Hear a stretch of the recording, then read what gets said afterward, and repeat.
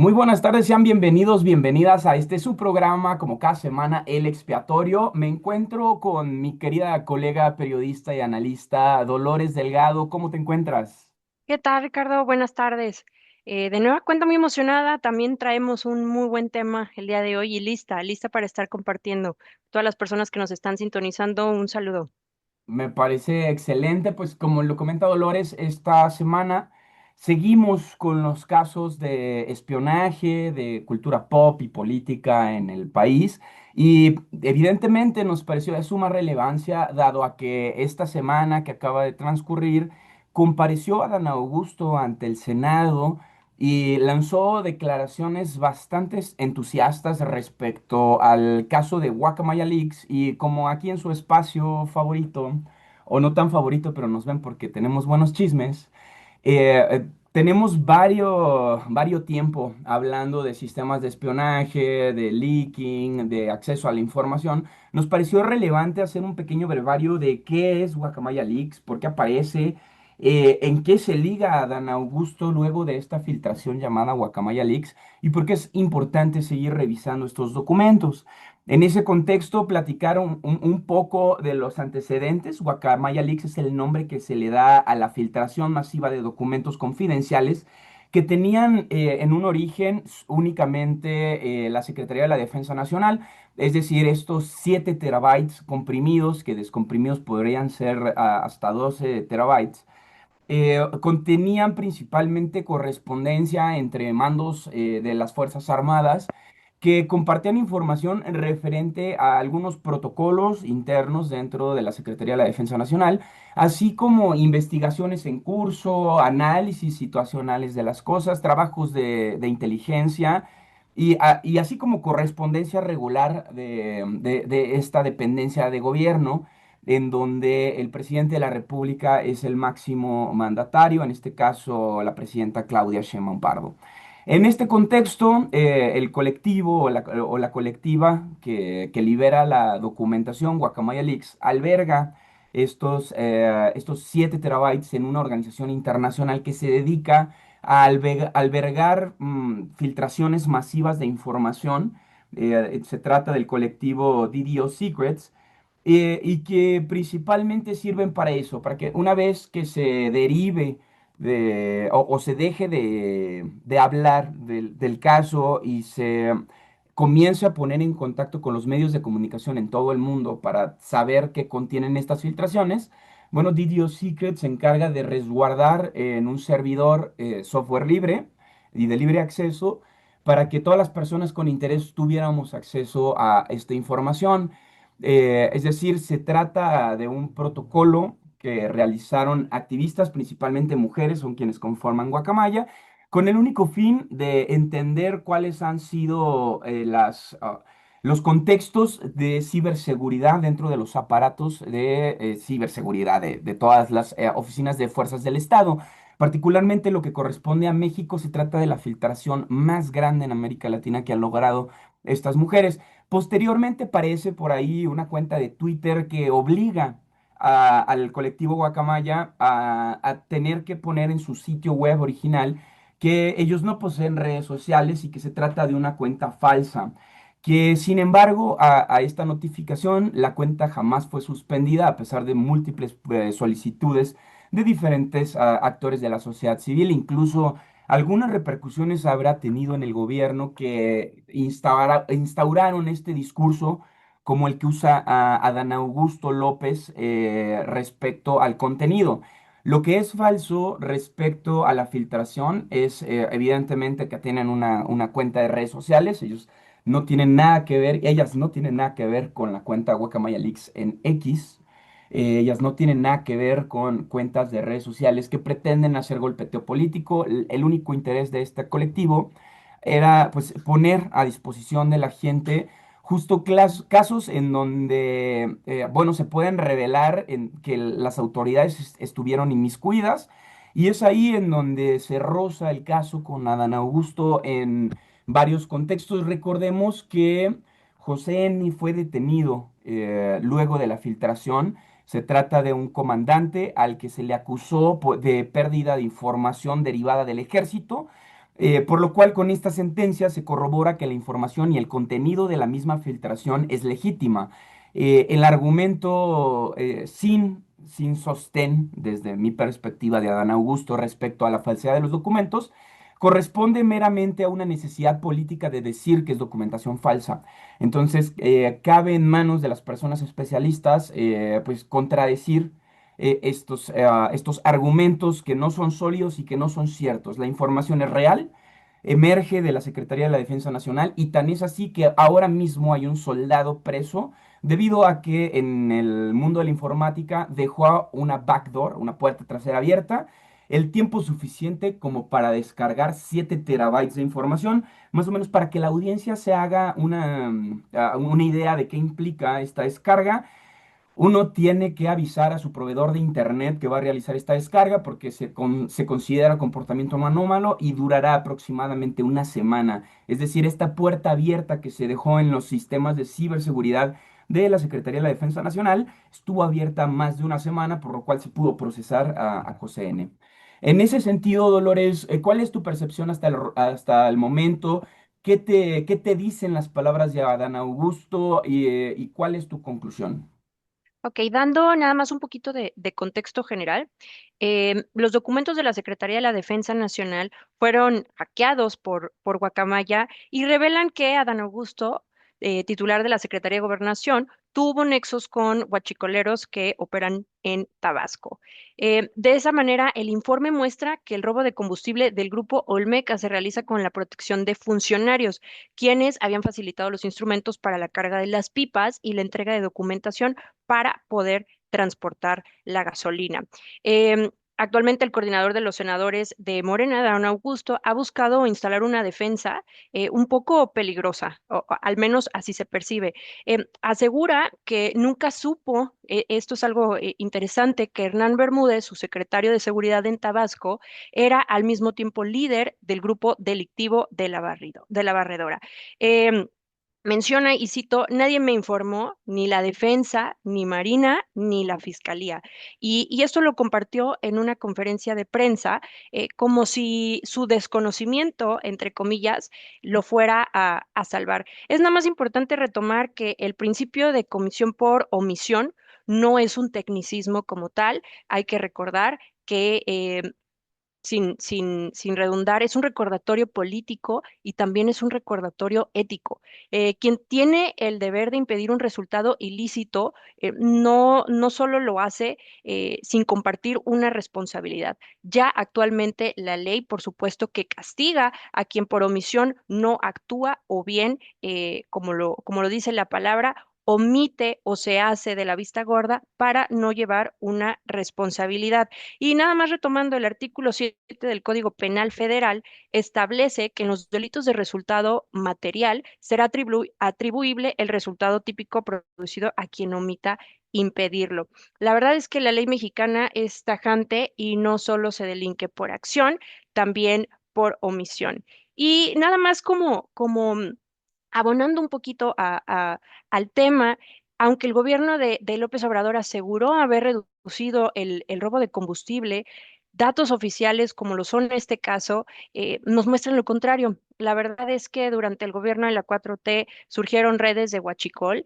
Esto es una muestra de ello. El trabajo, como bien comentas al inicio, el trabajo de estas chicas es algo que es de reconocerse y también no solo por el trabajo en sí, sino por la valentía que eso conlleva, pero con estas redes de huachicol también hay una presunta participación de altos funcionarios, no solamente incluyendo a Dan Augusto, sino también de la Sedena, el AIFA y Teuchitlán. Hubo decomisos en Tamaulipas y Baja California y estos revelaron la magnitud del problema. Además, también hay informes de inteligencia militar que señalan a Hernán Bermúdez Requena, exsecretario de Seguridad Pública de Tabasco, como ahora sí el líder de la barredora, que como bien sabemos ya fue detenido y que actualmente pues están obviamente en sus procesos de investigación y en los cuestionamientos que por supuesto tiene Adán Augusto con relación al tema. Llama mucho la atención, Ricardo, que como bien mencionábamos, existe todavía una sed de justicia por parte de los ciudadanos de saber cuáles van a ser los castigos desde la 4T hacia quienes participaron en la 4T y no actuaron de acuerdo a las premisas que han, eh, pues ahora sí que tenido como origen y como base el actuar de no mentir, no robar y no traicionar al pueblo. Importante en una sucesión de hechos, porque todavía hay muchas personas que desconocemos el contexto completo y es importante hablar, ¿no? Como en un hilo de sucesión sobre cómo ocurre. La filtración de Guacamaya revela que particularmente el secretario de Seguridad Pública en Tabasco, previo a ser nombrado y posteriormente a ser nombrado, tenía relaciones con un supuesto comandante H, que era el presunto líder criminal de la barredora. Se trata de Hernán Bermúdez Requena. Ante esto, los mismos documentos de la Secretaría de la Defensa Nacional, y yo creo que es importante dejar de decirles documentos de Guacamaya porque son de la Sedena, apuntan a que se intentó dar conocimiento de esto a Dan Augusto López mientras fungía como gobernador del estado de Tabasco. Esto ocurre en diciembre del 2019 y a pesar de haber sido notificado de que el comandante H tenía relación con Bermúdez, o bien conocido también como Pantera, tenía relación con Bermúdez, Adán Augusto decidió de todas formas nombrarlo secretario de Seguridad. Aquí está concentrada la discusión. ¿A qué se dedicaba la barredora y de qué se le acusa a este nuevo cártel, si le podemos decir de alguna manera? Dolores, ¿tú tienes algún contexto? Pues básicamente sí me gustaría que pudiéramos ahondar un poquito en esta línea del tiempo y sí que nos estés platicando ahorita que ya nos estás dando el contexto de Hernán Bermúdez, ¿cómo fue que se empezó a dar o cómo fue que inicia la barredora con con estas acciones de huachicoleo, como bien lo conocemos? Sí, querida, bueno, lo principal es una agrupación radicada en el sureste mexicano que es actualmente acusada principalmente por documentos que emergen de la filtración Guacamaya Leaks y que pertenecen a la Secretaría de Defensa Nacional, en donde se les acusa de huachicol, de robar información ilegal y de tráfico de migrantes, principalmente que van a utilizar la ruta del Golfo. En ese sentido, la barredora se agrupa de manera en la que hacen un frente en contra de los cárteles que ya radican en el sureste mexicano, es decir, es de reciente creación y principalmente está albergado por sus relaciones con las Fuerzas Armadas, como bien lo mencionabas, con algunos episodios de tráfico de estupefacientes y principalmente al robo de combustible o a esto que le denominamos huachicol. Se vincula principalmente con el encubrimiento de robo de combustible en la zona de Dos Bocas en Tabasco, en el municipio de Paraíso, en donde, por cierto, es verdad que hay municipios enteros que se dedican al huachicol, es decir, si ustedes navegan de Tabasco a Paraíso, que es el municipio, es un municipio que de hecho no, en el que no ganó Morena, a pesar de que pues tiene prácticamente cooptado todo el estado. Bueno, tenemos a la alcaldesa de Paraíso señalando un montón de irregularidades en disparidad de una construcción de carácter nacional y confrontada tanto con las autoridades estatales como las federales debido a justo los señalamientos de aparición de nuevas redes de robo de combustible denominada Huachicol. En ese contexto es que aparece, y a mí me gustaría tus impresiones sobre el caso de Adán Augusto. ¿Qué nos depara? ¿Cómo recibes tú esta información? ¿Cuál es tu lectura respecto a que Adán Augusto diga que la información que deriva de la Sedena es falsa? Me parece que pretender que el desconocimiento, porque sería muy ingenuo creer que la información es falsa y que también justo estaba este desconocimiento y que exime hasta cierto punto el que un funcionario lo diga así sin más, es como abrir una puerta a un Estado que no tiene responsabilidades. Y bajo ese argumento, bastaría con preguntarnos y con mirar hacia otro lado aceptar como el silencio que pareciera como un escudo. ¿Quién protege a las personas? ¿Quién nos protege como ciudadanos si el deber de informarse y de investigar y de detener recae en quien gobierna y no en terceros ni en entes abstractos, pero hasta cierto punto quienes gobiernan están abriéndose hacia estos nexos, pues hasta cierto punto volvemos a lo mismo, ¿no? Al sentimiento que hemos estado abordando en los otros capítulos, que genera una sensación de inseguridad y hasta cierto punto un poquito de incomodidad. Nada más retomando, o sea, después de todo, cuando hablamos de quiénes son los líderes de la barredora, bueno, pues es que Hernán realmente no estaba solo, Hernán Bermúdez, se habla también de un policía que era federal de caminos, Ulises Pinto, que era como su mano derecha, y Es que también se habla, recordemos que antes les decían el origen policial o la hermandad o el cártel policiaco, porque justo la barredora surge aproximadamente en el 2000, derivado de varias actuaciones de policías del estado que protegían estos grupos delincuenciales, y de ahí la hermandad, y a posteriori les ponen los Pantera, pero en realidad se trataba de un grupo que hacía, digamos, confrontación con el cártel Jalisco Nueva Generación a así partir es. del 2006.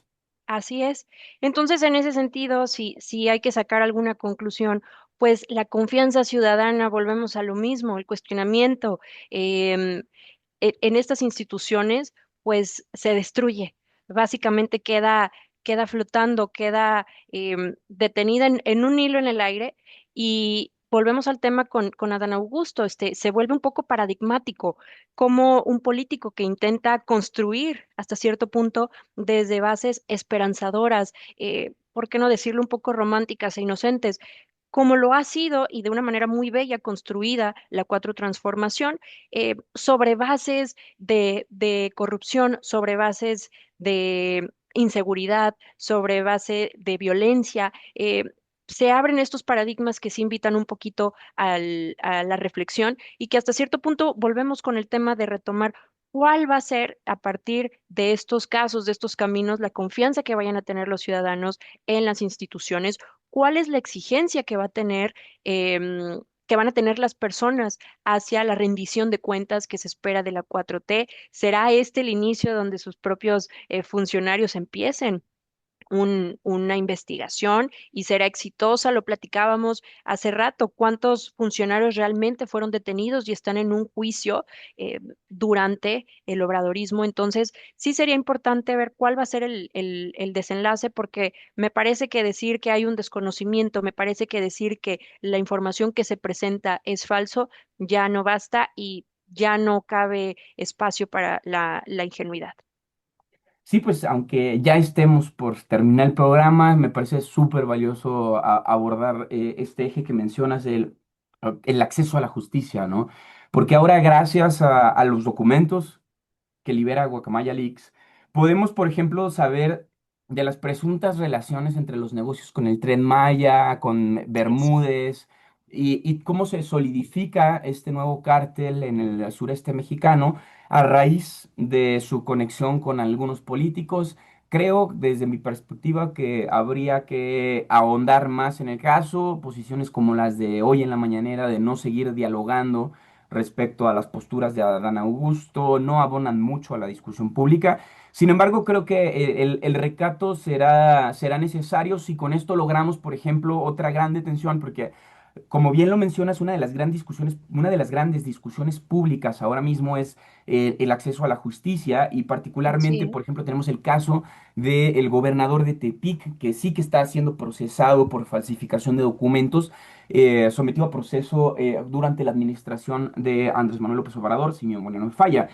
Podemos estar frente a un caso, no estamos diciendo que nadie sea culpable de nada, simplemente que se desahoguen todas las pruebas, dado que hay una prueba que es irrefutable, que es que la Sedena sabía que estaba ocurriendo diferentes circunstancias en el sureste relacionadas con Bermúdez, que era el jefe de seguridad de Adán Augusto, y en aras del acceso a la justicia, en aras de respetar esto que el obradorismo tanto exige al panismo, que es que, bueno, Felipe Calderón, si se pudo dar cuenta, pues evidentemente Adán Augusto también se debió haber dado cuenta, ¿no? Ningún secretario de seguridad actúa de manera autónoma, y me parece irrisible creer que así es, que los secretarios o fiscales se mandan solos. En mitad de todo esto está un proceso abierto, compareció ya Adán Augusto ante el Senado y habrá que ver cómo pinta la cosa, si serán sometidos a proceso, si continuarán las pesquisas. A mí lo que me pareció es que la comparecencia de Adán Augusto fue un llamado a misa, se le vio muy arrogante, desacreditando información de las Fuerzas Esto. Armadas, lo cual no es pecata minuta. Y bueno, Dolores, solo para despedirnos, ¿algún comentario? Me parece que también de lo rescatable es que el que la presidenta esté permitiendo esta investigación y la exposición de uno de sus funcionarios dentro de toda esta desesperanza, pareciera que es un rayo de luz. El decir que se hagan las cosas conforme a, que se lleguen a las investigaciones. Si bien ha estado muy prudente, hay que hacerlo, por supuesto, pero me parece que el que se esté dando siquiera, porque probablemente en otras administraciones, en otros gobiernos, por qué no hablar de los gobiernos del PRI y del PAN, ni siquiera se hubiera tocado el tema, ni siquiera se hubiera permitido que sus funcionarios estuvieran así de exhibidos. Entonces, yo creo que es un faro de luz, eh, hay que reconocerlo. Si bien es cierto, la prudencia no está permitiendo este diálogo, pero bueno, que se nos sigan brindando El esos espacios. fiscal de Jalisco, al que se le infiltró el cártel Jalisco Nueva Generación y que se quedó con su cargo por Enrique Alfaro Exacto, como si nada, ¿no? O sea, no solo exacto, pasa en el priismo, pasa en Movimiento Ciudadano, nos pasó con el PAN de Bebeto. Es decir, parece que es una constante el proteger a capa y espada a tus secretarios de seguridad, aun cuando se tienen pruebas fehacientes de su ineptitud. exacto. Eh, Querida, pues de mi parte sería todo. Este fue su programa El Expiatorio, en donde le contamos todos sus pecados. Hasta la próxima semana. Ya tenemos muy poquito tiempo, pero no nos vamos sin darle un abrazo a nuestro querido colega Jesús Escobar Tovar por darnos este espacio en su canal. Hasta la próxima. Muchas gracias, hasta luego.